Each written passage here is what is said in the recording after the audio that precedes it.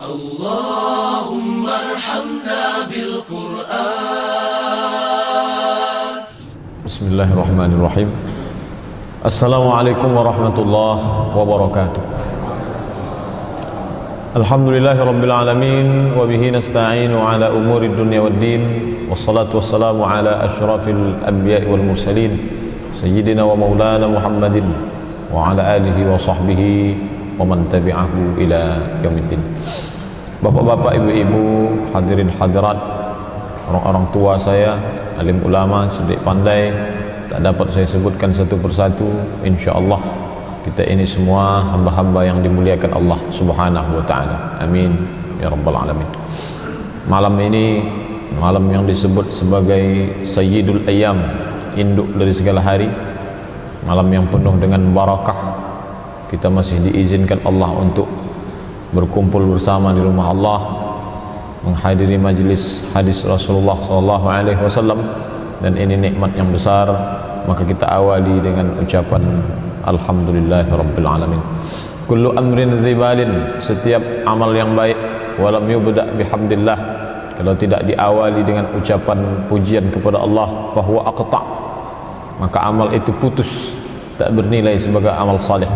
Itulah mengapa setiap amal kita awali dengan ucapan Alhamdulillah Rabbil Alamin. Bahkan hidup kita tadi subuh pun kita awali dengan Alhamdulillah. Alhamdulillahilladzi ahyana ba'dama amatana wa ilaihin nusyur. Bahkan khatib Jumat pun, salah satu rukun khutbah Jumat adalah mengucapkan Alhamdulillah. Andai lupa khatib mengucapkan Alhamdulillah, maka batallah khutbah. Kalau batal khutbah, maka batallah salat Jumat. Sedemikian hebatnya ucapan Alhamdulillah Rabbil Alamin. Bersalawat dengan ucapan Allahumma salli ala Sayyidina Muhammad wa ala ali Muhammad. Malam ini hadis yang akan kita kaji disebutkan dalam kitab Sahih Al-Bukhari, diriwayatkan dari sahabat Nabi bernama Nu'man ibn Bashir. Qala Rasulullah sallallahu alaihi wasallam, Rasulullah bersabda, apa kata Rasulullah? Fattaqullaha wa'dilu baina auladikum. Fattaqullah, takutlah kamu kepada Allah. Fattaqullah, bertakwalah kepada Allah. Wa'dilu baina auladikum, bersikap adillah di antara anak-anak kamu. Kalau Al-Quran, sebab turunnya itu disebut dengan asbabun nuzul, sebab turun ayat Al-Quran, kronologis, apa latar belakang. Walaupun tak semua ayat ada asbabun nuzulnya, maka ditulislah kitab asbabun nuzul oleh Imam Al-Wahidi dan asbabun nuzul yang ditulis oleh Imam Jalaluddin Abdul Rahman As-Suyuti dalam kitab asbabun nuzul, sebab turun ayat. Kalau hadis, untuk membedakan dengan kronologis turunnya ayat, tidak disebut asbabun nuzul, tapi asbab wurudil hadis, atau disebut juga dengan asbabul wurud, sebab datangnya hadis itu. Tak semuanya ada saja kadang Nabi tiba-tiba naik ke atas mimbar atau dia ucapkan suatu, tapi kadangkala ucapan Nabi itu kronologisnya pertanyaan sahabat. Tapi untuk yang ini bukan pertanyaan sahabat. Fattaqullah, takutlah kepadamu kepada Allah. Wa'dilu baina auladikum, bersifat adillah kamu terhadap anak-anak kamu. Adapun kronologis asbabul wurud hadis ini adalah ketika seorang sahabat bernama Bashir memberikan hadiah kepada anaknya bernama Nu'man. Periwayat hadis yang kita kaji malam ini, Nu'man bin Bashir. Nama anaknya Nu'man, nama bapaknya Bashir. Bashir memberi hadiah kepada Nu'man. Lalu kemudian istri Bashir bernama seorang perempuan yang salihah, Amrah binti Rawahah. Maka kata Nu'man, a'tani abi atiyatan, bapak saya memberikan suatu pemberian kepada saya. Lalu kemudian apa yang terjadi? Ibunya bernama Amrah bin Rawahah tidak mau setuju terhadap perbuatan Bashir. Apa kata Amrah? La arda hatta tushhida, wahai Bashir, kalau kamu mau kasih hadiah kepada anak ini, aku tidak rida sampai engkau mempersaksikannya kepada Rasulullah sallallahu alaihi wasallam.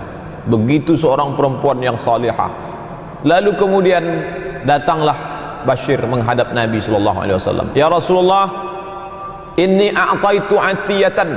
Aku memberikan suatu hadiah pemberian kepada anakku. Padahal bukan orang lain, anak kandung. Aku memberikan hadiah pemberian kepada anakku, tapi istriku tidak setuju. Amrah binti Rawahah tak setuju. Lalu kemudian kata dia, aku tidak ridha sampai engkau bersaksi di hadapan Rasulullah. Maka ini wahai Rasulullah, aku bersaksi kepada engkau, apakah boleh aku berikan hadiah kepada anakku yang bernama Nu'man ini? Apa jawab Nabi SAW? A'taita sa'ira waladika, apakah semua anakmu engkau kasih? Kamu mau kasih hadiah kepada Nu'man, anak Amrah? Apakah semua anakmu, anak yang lain juga dapat pemberian yang sama? Kata Bashir, la, hanya si Nu'man anak Amrah binti Rawahah saja. Maka kata Nabi SAW, tak boleh sampai engkau berikan kepada semua anak-anak. Apa pelajaran yang dapat kita ambil dari hadis ini? Bahwa seorang bapak tidak boleh memberikan satu pemberian, apakah dalam bentuk hadiah, apakah dalam bentuk hibah, apakah dalam bentuk atiyah, apakah dalam bentuk wasiat, apakah dalam bentuk reward, apapun namanya, kalau tidak diberikan kepada semua anak-anak yang lain. Apa sebab? Karena inilah yang akan menimbulkan hasad di antara mereka di masa akan datang. Gara-gara hadiah inilah akan putus tali silaturahim. Padahal apa kata Allah Subhanahu wa taala dalam hadis qudsi, Ana Rahman, aku ni Rahman, syaqaqtu rahim wa ja'altu laha isman min ismi wa ja'altu lahu isman min ismi. Rahim itu diambil dari namaku, dari Asmaul Husna, dari Rahman, dan aku jadikan namanya dari namaku, diambil dari Asmaul Husna, dan namanya ku ambil dari namaku. Man wasalahu wasaltuhu, siapa yang menyambung tali silaturahim, maka ku sambung hubungan dengan dia. Ini anak-anak ini berasal dari satu rahim, rahim ibunya.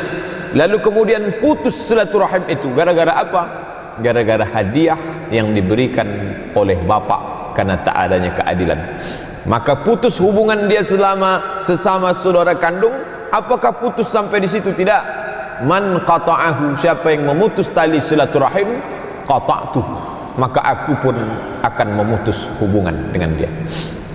Betapa banyak seorang anak memutus hubungan dengan saudara kandungnya, tapi kalau diurut ke belakang apa kronologisnya, karena bapaknya tidak memiliki sifat yang adil. Maka Nabi SAW melarang, dan larangan ini mengandung makna haram kepada seorang laki-laki yang baligh dan berakal, punya anak yang saleh, lalu kemudian dia bagi satu tidak kepada yang lain, berdasarkan hadis Nu'man bin Bashir, karena tidak setujunya Rasul terhadap pemberian Bashir kepada Nu'man. Bapak Ibu yang dimuliakan Allah Subhanahu wa taala, apa yang membuat orang tak adil? Ada beberapa sebab. Sebab pertama membuat orang tak adil adalah kecenderungan hati. Lebih sayang kepada ini, berbagi kepada ini, maka dilebihkan ini. Adapun kelebihan hati kepada yang lain sehingga tidak pada ini, tak dapat diukur oleh manusia. Allah Ta'ala mengatakan dalam Quran, walan tastati'u an ta'dilu, kamu tak akan sanggup bersikap adil walau harastum, walaupun kamu amat sangat ingin bersifat adil. Walaupun ayat ini bukan tentang saudara kandung, ayat ini bercerita tentang poligami. Walan tastati'u, kamu tak akan sanggup bersifat adil walau harastum, walaupun kamu amat sangat ingin bersifat adil, kami tetap tak juga dapat bersifat adil. Apa maknanya? Bahwa keadilan hati memang tak dapat, tapi adil pada bentuk yang zahir, dalam bentuk hadiah, dalam bentuk yang tampak oleh mata, dalam bentuk harta, maka orang wajib bersifat adil. Karena hati di luar kuasa kita. Kita hanya dituntut untuk melakukan sesuatu yang berada di dalam kuasa kita. Maka kita disebut dengan mukallaf. Orang dibebani hukum ketika berada di antara pilihan. mau kasih 1 kilo atau kasih setengah, mau kasih 1/4 atau kasih setengah, itu kita kuasa untuk membaginya. Adapun hati tak bisa, karena hati bukan dalam kuasa kita. Maka hati boleh jadi sini lebih sayang, ini kurang sayang, tapi kita berusaha. Adapun pemberian yang zahir, maka kita disuruh untuk bersifat adil. Apa kata Allah Ta'ala menyindir dalam Quran? Wala yajrimannakum syana'anu qaumin ala alla ta'dilu. Jangan sampai kebencian kamu kepada sekelompok orang mendorong kamu untuk tidak bersifat adil. Wala yajrimannakum syana'anu qaumin. Kebencian terhadap sekelompok orang membuat kamu, memaksa kamu, membuat kamu bersikap alla ta'dilu, untuk membuat kamu tak bersifat adil. I'dilu huwa aqrabu littaqwa. Bersikap adillah kamu, karena adil itu lebih dekat kepada ketakwaan. Apa sifat orang takwa? Adil. Karena Allah Ta'ala mengatakan i'dilu, bersifat adillah, huwa aqrabu littaqwa, karena adil itu lebih dekat kepada ketakwaan. Bapak dan Ibu yang dimuliakan Allah Subhanahu wa Ta'ala, setelah nampak kita sebab kenapa orang tak bersikap adil walaupun pada anak kandung sendiri, karena hati berbelah bagi.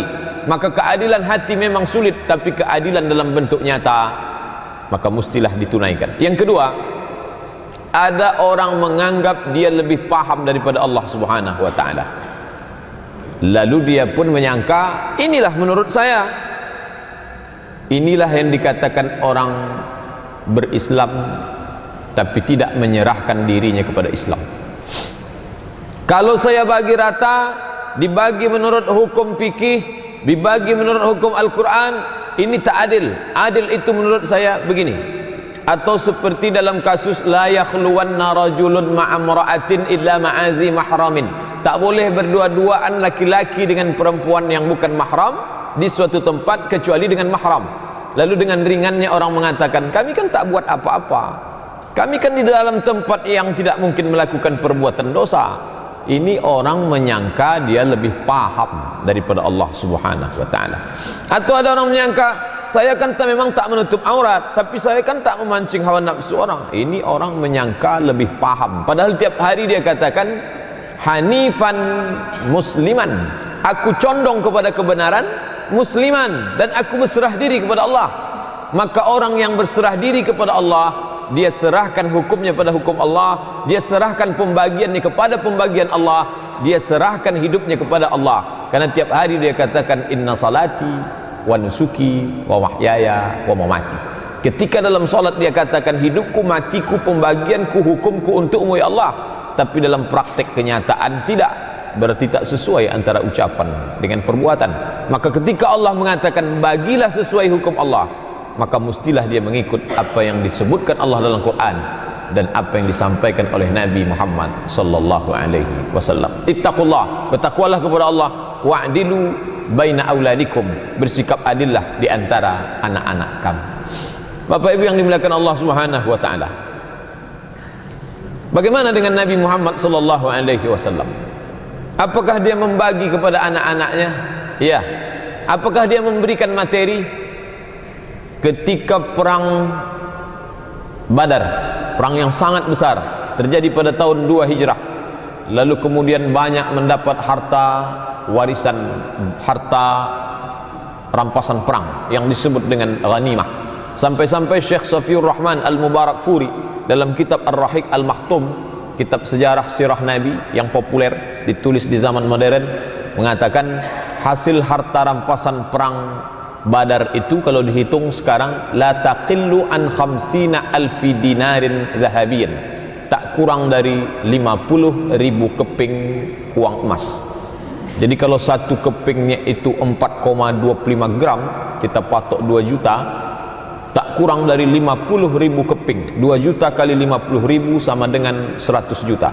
Dan jatah untuk Nabi ditetapkan dalam Quran, wa'lamu annama ghanimtum min syai'in, ketahuilah kalau kamu dapat harta rampasan perang, fa inna lillahi khumusahu walir rasul, rasul mendapat khumus, khamsah 5, khumus 1/5, 100 miliar, berarti Nabi dapat khumus 20 miliar. Banyak sekali. Jadi kalau ada orang mengatakan Nabi Muhammad itu miskin, tak ada harta yang dibagi, siapa bilang? Untuk satu perang Badar saja dia dapat humus 1/5. Lain lagi hamba sahaya, hasil rampasan perang. Lalu kemudian datanglah Fatimah meminta kepada Nabi SAW, ya Rasulullah, itu kan banyak dapat harta rampasan perang, kasihlah sedikit. Itu kan banyak hamba sahaya. Fatimah mengadukan tangannya yang lecet karena menarik timba air, dan dia juga tidak punya pembantu untuk membuat adonan tepung gandum karena Ali bin Abi Thalib miskin. Berilah hamba sahaya yang banyak itu wahai Rasulullah. Tapi apa yang diajarkan Rasulullah, sebelum engkau tidur engkau bacalah kau baca subhanallah 33, alhamdulillah 33, Allahu akbar 33. Apa korelasi antara tangan lecet dengan tasbih, tahmid, takbir? Secara rasional tak ada hubungan. Kenapa yang diminta hamba sahaya untuk meringankan menimba air dengan membuat adonan tepung gandum, tapi yang diajarkannya subhanallah, alhamdulillah, wala ilaha illallah, Allahu akbar. Nabi sedang mengajarkan bahwa seberat apapun beban hidup, kalau banyak berzikir mengingat Allah, hati menjadi lapang, maka beban itu menjadi ringan. Sebaliknya, sebanyak apapun pembantu yang kita miliki dapat meringankan segala beban hidup kita, tapi kalau hati sempit, maka beban pun bukan semakin ringan. Terbukti zaman sekarang orang amat sangat banyak memiliki pembantu. Bukan hanya sekedar membuat makanan, mencucikan pakaian, sampai mengguntingkan kuku dan mengorekkan telinganya pun ada khusus pembantu. Tapi itu tidak membuatnya nyaman menjalani hidup. Hidup semakin sempit. Apa sebab?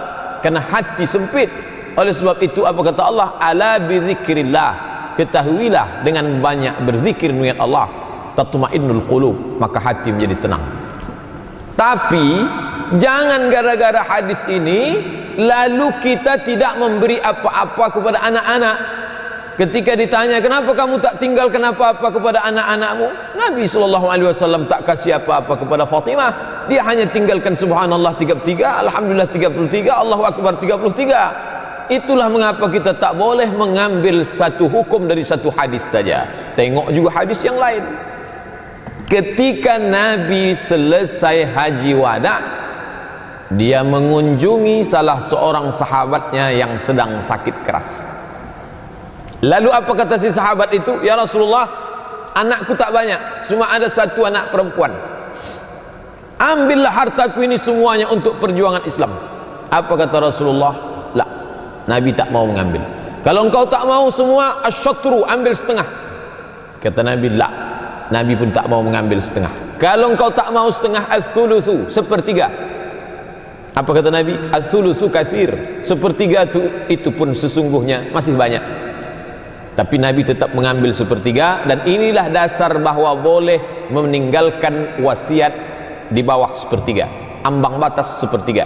Kenapa? Karena menganiaya ahli waris kalau sampai harta itu dibagi semua wasiat sehingga tak tinggal sikit pun untuk ahli waris. Maka apa kata Nabi di akhir hadis? Antada'a warasataka aghnia, engkau tinggalkan ahli warismu dalam keadaan mampu, berkecukupan secara finansial, ekonomi. Antada'a warasataka aghnia, engkau tinggalkan anak cucu cicit menantu keluargamu dalam keadaan berkecukupan, khairun, lebih baik, min antada'ahum 'allatan, daripada engkau berikan mereka, daripada engkau biarkan mereka, daripada engkau mati meninggalkan mereka 'allatan, miskin, yatakaffafuna 'alan nas, meminta-minta kepada orang lain. Bandingkan kapan Nabi meninggalkan subhanallah walhamdulillah wala ilaha illallah, tahun 2 hijrah. Kapan haji, kapan peristiwa dia meninggalkan pesan? Di akhir, ketika dia menjelang kematian. Maka dalam kaedah bahwa yang datang belakangan menghapus yang datang duluan, nasakh mansukh.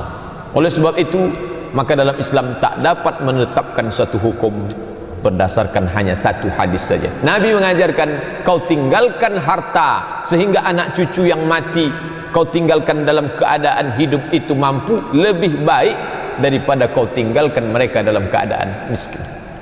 Bagaimana dengan nabi-nabi yang lain? Apakah nabi-nabi yang lain mati meninggalkan harta? Ya, kita baca dalam Al-Quran. Wa waritha Sulaiman Daud. Nabi Sulaiman mewarisi kerajaan Daud. Orang barat menyebutnya King David, Raja David, Daud alaihissalam. Wa aladna lahul hadid. Kami lunakkan besi untuk Nabi Daud alaihissalam. Lalu kemudian meninggal Nabi Daud, kerajaan itu diwarisi oleh anaknya bernama Sulaiman alaihissalam. Orang barat menyebutnya King Solomon, padahal itu adalah Nabi Sulaiman alaihissalam yang wilayah kekuasaannya Masya Allah. Dan Nabi Sulaiman pula mewarisi kerajaan bapaknya. Kalaulah tak boleh mewarisi dan membiarkan keluarga mewarisi harta, ini dalil baik syariat sebelum Nabi Muhammad maupun setelah Nabi Muhammad SAW membenarkan mewariskan harta benda. Tapi kalau sampai ketakutan yang berlebihan, apa yang mesti saya tinggalkan? Bagaimana anak cucu keturunan saya sampai disiapkan? Yang disiapkannya bukan untuk 20-30 tahun akan datang, 7 keturunan disiapkan, saking takutnya tinggal anak cucu ini dalam keadaan. Maka ini yang ditegur Allah Subhanahu wa taala, wal yakhshal ladzina law taraku min khalfihim dzurriyyatan di'afan. Hendaklah orang-orang yang terlalu takut, orang-orang yang terlampau khawatir meninggalkan anak cucunya dalam keadaan kesusahan, kelaparan, sampai ketakutan yang berlebihan itu membuat dia menghalalkan yang haram. Tak sedikit orang sekarang menghalalkan yang haram. Kalau ditanya alasannya kenapa, 20-30 tahun lagi anak saya mau makan apa, cucu saya mau dapat apa, padahal dia siapkan untuk 7 turunan, hanya dalam 7 tahun pun berakhir karena tak ada keberkahan dalam. Yang dia katakan sampai cucu cicit itu, anaknya saja pun tak dapat menikmati. Oleh sebab itu, maka dalam Islam jalan pertengahan. Nabi tak menganjurkan jangan kau tinggalkan apa-apa, serahkanlah dia kepada Allah. Tidak. Tapi juga Nabi tak mengatakan kau terlalu khawatirlah sampai halalkan segala cara, yang penting kau tinggalkan banyak harta. Tidak. Tapi jalan tengah, kau tinggalkan dia dalam keadaan mampu, khairun, lebih baik daripada kau tinggalkan mereka dalam keadaan miskin, fakir, meminta-minta. Apa ungkapan Imam Ali karramallahu wajhah? Kada al-faqru, hampir saja kefakiran, ayyakuna kufran, membuat orang menjadi kafir. Antara fakir dan kafir setipis kulit bawang. Siapa yang bisa dibeli akidahnya dengan satu baju kaos oblong? Siapa yang bisa menjual akidahnya disebabkan mie instan? Fakir. Oleh sebab itu, gara-gara fakir sedikit lagi orang jatuh kepada kafir. Tapi terkadang kefakiran ini memang disuburkan. Kefakiran memang dijaga, diabadikan, dilanggengkan. Kenapa demikian? Karena ada kepentingan di balik kefakiran. Menjelang tanggal 9 ini, siapa yang suaranya bisa dibeli? Orang fakir. Yang terkena serangan fajar itu orang fakir. Orang yang mampu dia tidak akan bisa. Maka ada orang-orang yang sengaja melanggengkan kefakiran. Supaya apa? Supaya bisa dibeli. Karena dalam dunia demokrasi tak ada beda antara suara profesor dengan suara orang yang rakyat jelata. Semuanya sama. One man, one vote. Satu orang, satu suara. Bapak Ibu yang dimuliakan Allah Subhanahu wa taala. Tapi Islam tak mengajarkan orang untuk tinggal hidup dalam keadaan fakir. Dia diberikan harta warisan yang ditinggalkan oleh bapaknya. Tapi dalam pemberian si bapak, dia tak boleh bersikap tidak adil. Maka kata Nabi, fattaqullah, bertakwalah kamu kepada Allah, wa'adilu, bersikap adillah kamu di antara anak-anak kamu. Bapak Ibu yang dimuliakan Allah Subhanahu wa taala, mewariskan harta dianjurkan. Tapi yang paling penting daripada semua itu adalah, ingatlah ketika Nabi Ibrahim alaihissalam meninggalkan anak cucu keturunannya, lalu kemudian anak cucu keturunannya meninggalkan lagi anak-anak setelah itu. Apa ucapan Nabi Yaqub alaihissalam? Ma ta'buduna min ba'di. Apa yang akan kalian sembah setelah aku mati? Nanti kalau aku mati kalian sembah apa?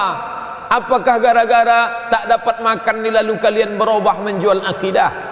Dia berpesan ma ta'buduna min ba'di. Apa yang akan kalian sembah setelah aku? Oleh sebab itu warisan yang paling besar ditinggalkan adalah warisan pengetahuan, ma'rifatullah, tentang mengenal Allah Subhanahu wa taala, tentang alam ghaib, bahwa yang alam nyata ini akan kita tinggalkan, bahwa dia mesti kita kenalkan pada kehidupan yang kekal abadi setelah persinggahan ini, di mana kita akan melaluinya, lalu kemudian dia pun juga akan kembali ke sana. Bapak dan Ibu yang dimuliakan Allah Subhanahu wa taala, maka jelaslah bahwa mewariskan harta baik, tapi Islam juga tidak mengizinkan orang untuk mewariskan konflik. Apa dasar sebab sehingga muncul konflik? Karena tidak adanya sifat adil dari orang tua. Betapa banyak silaturahim putus gara-gara apa? Karena tidak adanya sifat adil. Dulu dia diberi ini, saya tidak. Dulu dia sekolahkan sampai S3, saya tak diperhatikan. Dulu dia buat begini, saya tidak. Oleh sebab itu disuruh bersifat adil. Apakah mesti sesuai pembagian anak laki-laki dengan anak perempuan seperti yang disebut dalam Al-Quran tentang masalah warisan? Maka dalam fatwanya beberapa ulama, mayoritas ulama mensyaratkan laki-laki harus dilebihkan dari perempuan. Walaupun masalah pemberian tak dibedakan antara pemberian dengan harta warisan. Apa dalilnya? Ayat Al-Quran, lidzakari mithlu hazzil unsayain. Anak laki-laki 2 kali bagian anak perempuan. Tapi ulama tak sepakat tentang ini. Mayoritas ulama mengatakan dikiaskan kepada pembagian harta warisan. Dalam bentuk pemberian pun anak laki-laki tetap diberikan 2 kali. Apa sebab? Golongan feminisme yang mengecam ajaran Islam mengatakan Islam itu diskriminatif, tidak adil. Mereka mengatakan, kenapa Islam begitu menyepelekan perempuan? Kenapa tak dikasih dia sama seperti bagian laki-laki? Bapak Ibu yang dimuliakan Allah Subhanahu wa taala, untuk melihat apakah ajaran Islam ini diskriminatif, belah bambu untuk perempuan, kita mesti lihat sejarah sebelum Islam. Sebelum Islam perempuan tak dianggap sama sekali. Sampai-sampai seorang perempuan boleh diwarisi oleh anak tirinya. Orang Arab yang menikah dengan istri pertama lahir anak laki-laki, lalu kemudian dia menikah lagi sampai kepada istri terakhir, mati dia. Maka istri yang terakhir itu boleh diwarisi oleh anak pertama dari istri pertama, saking tak adanya harga perempuan. Tapi ketika Islam datang, perempuan tak boleh diwarisi, tak boleh diperjualbelikan, bahkan perempuan diberi harta warisan. Lalu kenapa dia cuma dapat, kalau jadi istri dia cuma dapat 1/4, kalau ada anak dia cuma dapat 1/8, sedangkan kalau dia jadi anak perempuan dia cuma dapat, kalau dia anak laki-laki tunggal dia jadi asabah, menghabisi, sedangkan kalau dia anak perempuan sendirian dia hanya dapat setengah. Kenapa perempuan begitu sedikit dapat? Ini bukan karena Islam diskriminatif pada perempuan, tapi karena laki-laki di pundaknya tanggung jawab yang amat sangat besar. Dalam Islam laki-laki harus menanggung mahar. Dalam Islam laki-laki apakah dia jadi datuk, jadi bapak, jadi paman, jadi abang, dia tetap akan menjadi wali. Seorang datuk akan mewalikan cucunya, seorang bapak mewalikan anak perempuannya, seorang paman mewalikan anak dari saudara laki-lakinya, seorang abang akan mewalikan adiknya. Maka di pundaknya ada tanggung jawab yang besar. Oleh sebab itu Allah Ta'ala memberi dilebihkan laki-laki, bukan karena dia diskriminatif pada perempuan, tapi karena tanggung jawab yang besar. Oleh sebab itu pula kenapa perempuan diberi lebih sedikit? Karena perempuan nafkahnya ditanggung oleh suaminya, dan kalau dia sebagai anak pula dia akan diasuh oleh kakeknya kalau bapaknya meninggal, dia pula diperhatikan oleh walinya, maka beban dia lebih ringan. Maka tak dapat melihat ajaran Islam sepotong sehingga kita pun mengambil kesimpulan yang tidak sempurna. Bapak Ibu yang dimuliakan Allah Subhanahu wa taala, oleh sebab itu pendapat yang kuat dalam masalah pembagian hadiah, dalam pembagian atiyah pun, maka anak laki-laki dilebihkan daripada anak perempuan. Tapi kalau ada bapak ibu yang membagi rata, itu tidak juga salah, karena ulama tidak sepakat dalam hal ini. Apalagi zaman sekarang mungkin pendidikannya sama-sama, atau mungkin pendidikan si laki-laki lebih ringan biayanya, yang perempuan fakultas kedokteran, yang laki-laki ilmu sosial. tentu keperluan biaya ilmu sosial lebih ringan dibanding biaya praktek dan lain sebagainya, maka mungkin ini lebih besar. Maka ini, oleh sebab itulah maka perbedaan pendapat di kalangan ulama fikih itu, ikhtilaf itu tidak selamanya menjadi kontradiktif, tapi ikhtilaf itu sebagai tanawwu, keberaneka-ragaman. Boleh jadi satu zaman dia tidak dapat dipakai, tapi di zaman sekarang maka dia bisa dipergunakan. Tapi khusus untuk pembagian harta warisan maka tak dapat ditawar-tawar, karena Allah Ta'ala mengatakan tilka hududullah, itulah batasan-batasan yang sudah digariskan Allah SWT.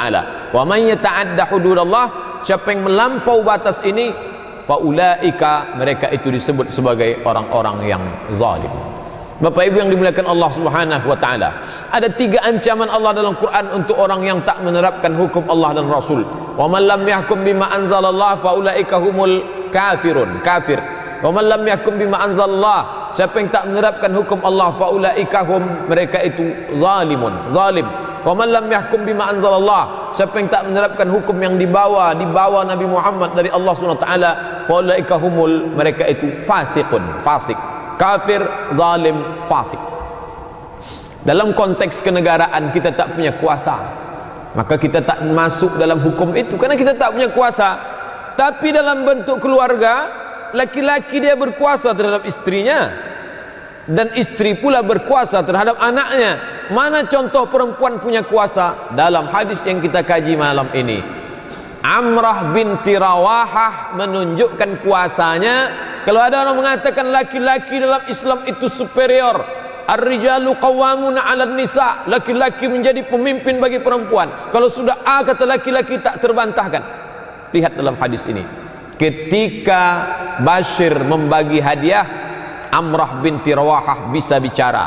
Apa kata Amrah? Aku tidak ridha hatta tushhida, sampai engkau bersaksi di hadapan Rasulullah sallallahu alaihi wasallam. Ini menunjukkan bahwa dalam Islam perempuan diberi suara, perempuan diberi kuasa.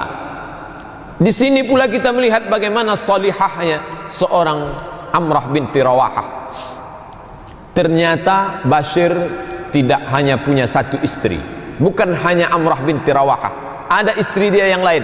Dari mana kita ketahui bahwa ada istri yang lain? Dalam biografi Bashir ada istrinya yang lain, meskipun tak disebutkan berapa jumlah pastinya, tapi yang pasti tak lebih dari 4, karena dalam Quran fankihu ma tabalakum minan nisa'i masna wa thulatha wa ruba'.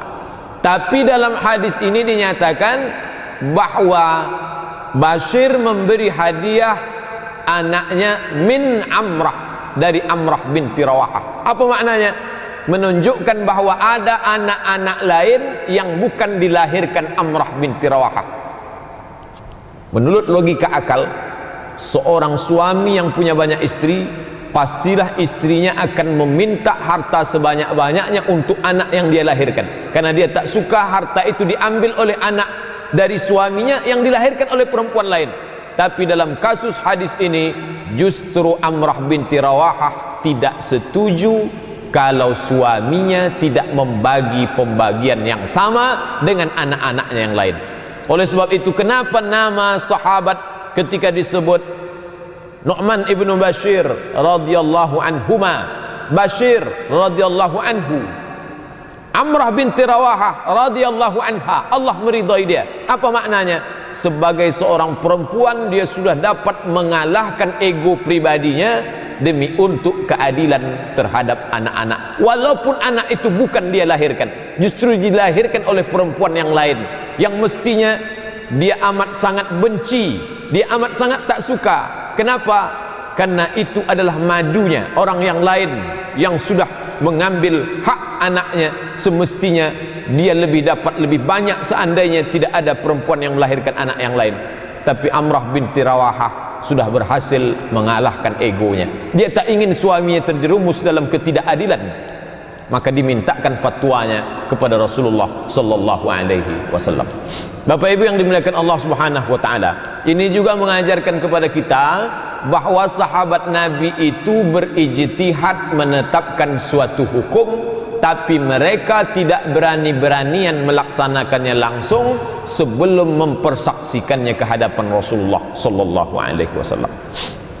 Mana contoh kasus hadis yang kita kaji malam ini? Nu'man bin Bashir berani membagi kepada anaknya, tapi dia juga tak langsung kasih sebelum istrinya mengusulkan, hai Bashir, tanya dulu ke Rasulullah, ini perbuatanmu salah apa betul?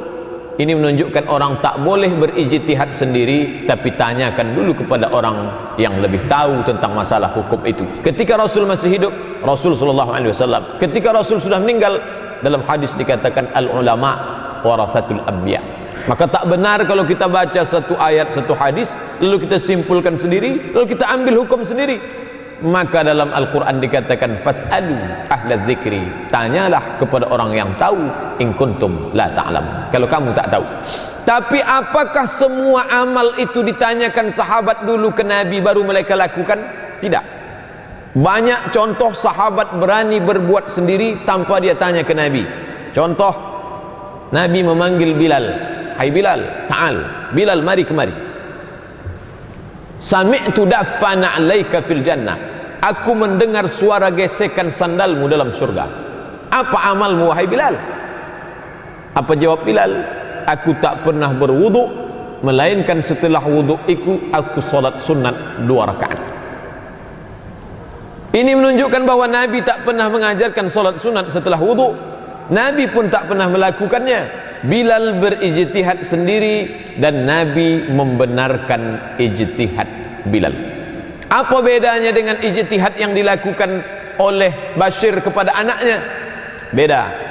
Kasus Bilal ibadah badan, solat, tegak, rukuk, sujud, tasyahud, salam, al-fatihah, takbiratul ihram, amal badan. Sedangkan amal yang dilakukan oleh Nu'man, Bashir kepada Nu'man, ibadah harta, bagi. Apa beda ibadah harta dengan ibadah badan? Ibadah badan tak merugikan orang lain. Apakah ketika Bilal bin Abi Rabah sunat 2 rakaat setelah wudhu lalu ada orang yang terzalimi dengan solat sunatnya? Tak ada. Tapi ketika Bashir mengasihi anaknya Nu'man, harta itu sudah mengurangi jatah orang lain. Maka pada perkara tertentu sahabat berani berijtihad walaupun dia tidak menanyakannya terlebih dahulu kepada Nabi SAW. Andai Nabi tak bertanya kepada Bilal, hai Bilal, apa amalmu? Maka seumur hiduplah Bilal melaksanakan solat sunat setelah wudu tanpa mengetahui hukumnya dari Rasulullah. Kenapa Bilal tak takut? Kenapa Bilal tak merasa aku sudah melakukan perbuatan bid'ah? Karena Bilal bin Abi Rabah tidak merasa perbuatan itu keluar dari sunnah Rasulullah SAW. Maka makna perbuatan yang dilarang itu adalah jika bertentangan dengan sunnah yang sudah digariskan oleh Rasulullah SAW. Dan dalam solat sunatnya itu tak ada satu orang pun yang dirugikan, karena dia amal badan, bukan amal harta. Begitu juga ketika Nabi sedang salat, selesai salat Nabi tanya, tadi ketika sedang salat aku dengar ada orang di belakang yang mengucapkan Allahu Akbar kabira walhamdulillahi katsira wa subhanallahi bukratan wa asila. Siapa itu orangnya? Lalu sahabat pun mengangkat tangan, aku ya Rasulullah. Apa kata Rasulullah? Aku lihat langit terbuka dan para malaikat turun disebabkan oleh doa itu. Apakah pernah sahabat itu mengkonsultasikannya? Ya Rasulullah, aku punya doa yang aku susun sendiri, Allahu Akbar kabira walhamdulillahi katsira wa subhanallahi bukratan wa asila, boleh tak ini kubaca dalam salat? Tapi dia berani membacanya, bahkan dibacanya dengan suara yang keras. Seandainya dibacanya pelan, mustahil Nabi mendengar di depan. Andai pun Nabi mendengar suara itu, pastilah dalam hati mungkin Allah Ta'ala berikan dia kekuatan untuk mendengar yang ada diucapkan oleh makmumnya seorang sahabat. Tapi secara zahir ucapan itu dibaca keras oleh sahabat Nabi. Kenapa tak ada kekhawatiran? Kenapa tak dikonsultasikannya lebih dahulu, seperti perbuatan Amrah binti Rawahah yang tak berani membagi harta suaminya sebelum dia bertanya dulu ke Nabi? Karena ini tidak ada kait mengait dengan perbuatan merugikan orang lain dan tidak pula melanggar sunnah Rasulullah sallallahu alaihi wasallam. Berdasarkan itu, apa kata Imam Al-Hafiz Ibnu Hajar Al-Asqalani? Boleh menambah bacaan dalam salat selama tidak keluar dari makna yang maksur. Maksur artinya ada dalam Quran, ada dalam sunnah. Walaupun Nabi tak pernah mengajarkan, kalau doa itu tak bertentangan dengan yang maksur, maka boleh dibaca dalam salat, walaupun tanpa dikonsultasikan kepada Nabi Muhammad sallallahu alaihi wasallam. Kita baca dalam biografi Imam Syafi'i yang ditulis oleh Imam Al-Baihaqi. Imam Ahmad bin Hanbal yang biasa kita kenal dengan Imam Hambali berkata, da'autu lisyafi'i arba'ina sanah, aku mendoakan Syafi'i fi salati, dalam salatku, arba'ina sanah, 40 tahun. Bukan di luar salat, bukan setelah salat, bukan sebelum salat. Fi salati, dalam salatku aku mendoakan Syafi'i selama 40 tahun. Apa bunyi doanya? Allahumma ghfirli wali walidayya wali Muhammad bin Idris Asy-Syafi'i. Ya Allah, ampuni aku, ampuni kedua orang tuaku, ampuni pula Muhammad bin Idris Asy-Syafi'i. Doa Imam Ahmad bin Hanbal yang dikutip oleh Imam Al-Baihaqi dalam kitab Manaqib Imam Syafi'i, biografi Imam Syafi'i. Begitu cintanya Imam Ahmad bin Hanbal kepada Imam Syafi'i. Kenapa dia tak merasa khawatir sedikit pun tentang doanya itu, padahal tak pernah diajarkan Nabi? Kenapa di dalam solatnya dia berani membacakan itu? Karena doa itu tidak bertentangan dengan yang maksur.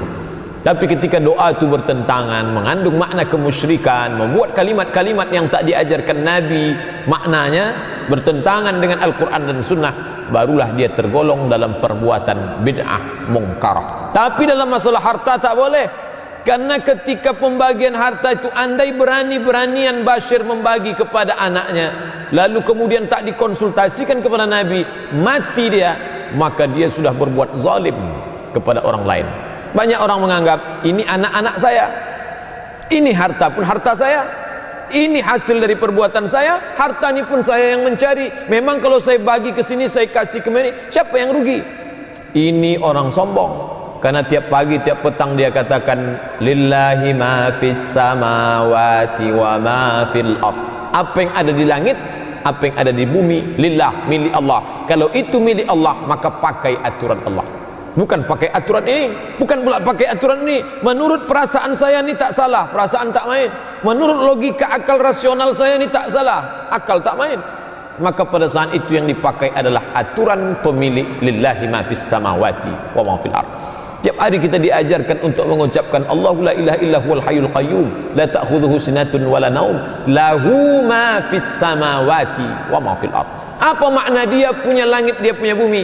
Pakailah hukum dia. Jangan mulut mengatakan punya engkau di atas, punya engkau yang di bawah, tapi untuk pembagian ni pakai akal aku. Tak sesuai antara ucapan dengan pengakuan kepada Allah Subhanahu wa taala. Ucapan kita mengatakan lillahi ma fis samawati wa ma fil ard. Ucapan mulut kita mengatakan lahu ma fis samawati wa ma fil ard. Tapi dalam pembagian yang ini tetap juga dipakai pendapat aku. Mana sesuai ucapan kita dengan perbuatan di hadapan Allah Subhanahu wa taala. Bapak Ibu yang dimuliakan Allah, maka orang yang menganggap ini anak-anak saya yang membesarkan, ini pun harta saya, kalau saya mau bagi sesuai kemauan saya, siapa yang melarang? Allah taala melarang, karena dia sudah buatkan aturan. Kalau ada orang mengatakan saya ikut ajaran yang ini, tapi khusus untuk ini saya belum bisa terima, Allah taala mengatakan udkhulu fis silmi kafah. Kalau kamu mau masuk ke dalam Islam ini kafah, sepaket. Jangan ambil yang menyenangkan, tinggalkan yang tak suka. Tidak. Maka dalam Quran dikatakan orang yang mengambil sepotong-sepotong dikecam Allah taala, afatu'minuna bi ba'dil kitabi wa takfuruna bi ba'd. Apakah kamu akan beriman dengan sebagian lalu kamu kafir kepada sebagian? Maka orang yang beriman kepada sebagian, kafir kepada sebagian, orang itu dianggap sebagai kafir yang mutlak. Karena Islam bukan pilih-pilih, tapi menerima dia sebagai satu paket yang utuh. Bapak Ibu yang dimuliakan Allah Subhanahu wa taala, memang masalahnya sepele, apalagi untuk anak sendiri. Apalagi kalau dikaji pula hadis seorang sahabat mengadu kepada Nabi sallallahu alaihi wasallam, "Ya Rasulullah, wahai Rasulullah, bapak saya ini sudah mengambil harta saya." Apa kata Nabi? Anta wa maluka li abik. Anak mengadu kepada Rasulullah, "Wahai Rasulullah, bapak saya sudah mengambil harta saya."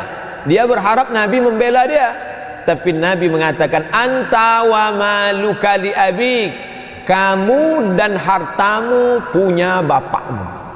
Jangankan hartamu yang kau cari itu, dirimu pun, anta, dirimu, wa maluka, harta yang kau cari itu li abik, punya bapakmu. Tapi bukan serta-merta karena sudah punya bapak lalu bapak leluasa semau dia saja bagi tanpa aturan Allah. Tidak. Maka Nabi mengajarkan ada efek negatif di balik itu. Di balik ketidakadilan itu akan mewariskan permusuhan yang berkepanjangan. Kita lihat dalam Al-Quran Bapak Ibu, kalau terkait dalam masalah ibadah sifatnya umum. Wa atuz zakah, tunaikanlah zakat, ibadah. Ketika bercerita tentang haji, faman farada fihinnal hajja fala rafatha wala fusuqa wala jidala fil hajj. Tak ada ayat mengenai menyebut ciumlah hajar aswad lalu kau putar 7 kali salat 2 rakaat belakang makam Ibrahim. Tak ada. Tak ada ayat yang mengatakan kau salat dibuka takbiratul ihram ditutup dengan salam. Tak ada. Itu cukup dalam hadis Nabi. Tapi kalau sudah bercerita tentang harta, maka sedetil-detilnya dibahas. Kenapa demikian? Karena banyak rusak disebabkan oleh harta. Putus silaturahim, harta. Benci membenci, harta. Hasad, hasud, lalu kemudian bahkan saling membunuh, disebabkan apa? Disebabkan oleh harta. Dan Islam pula bukan agama yang mengharamkan harta. Harta ini hanya sebagai penghalang kamu dengan Allah SWT, maka juallah semua hartamu. Tidak. Dalam Islam diajarkan idza qudiyatis salah, kalau kamu sudah melaksanakan salat, fantashiru fil ard, bertebaranlah di atas muka bumi. Untuk apa? Wabtaghu min fadlillah, cari karunia Allah. Tapi kalau sudah dapat, dia akan menjadi wasiat, dia akan menjadi hibah, dia akan menjadi hadiah, dia akan menjadi warisan, warasah, warisan. Dan ketika pembagian ini mesti mengikut hukum Allah Subhanahu wa taala. Bapak Ibu yang dimuliakan Allah Subhanahu wa taala, ketundukan menempelkan kening ke lantai karena sujud kepada Allah bagus. Tapi ketundukan yang paling berat bukanlah ketundukan fisik. Yang lebih berat daripada itu adalah ketundukan hati untuk menerima semua hukum yang digariskan Allah Subhanahu wa taala, baik pada hal yang kita sukai maupun yang tidak kita sukai. Mudah-mudahan dalam bersikap adil kepada anak-anak yang kita kaji malam ini, kita dapat mengikuti Bashir yang membagi kepada anaknya Nu'man, dan kita pula bisa meniru akhlak Nu'man yang tak menolak pemberian ayahnya Bashir, mampu dia tak melawan.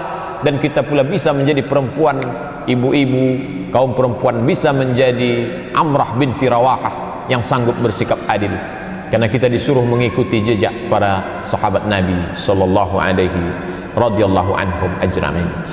Terima kasih atas segala perhatian, mohon maaf atas segala kesilapan. Aku qouli hadza astaghfirullah li wa lakum. Subhanakallahumma wa bihamdika asyhadu an la ilaha illa anta astaghfiruka wa atubu ilaik. Wassalamualaikum warahmatullahi wabarakatuh.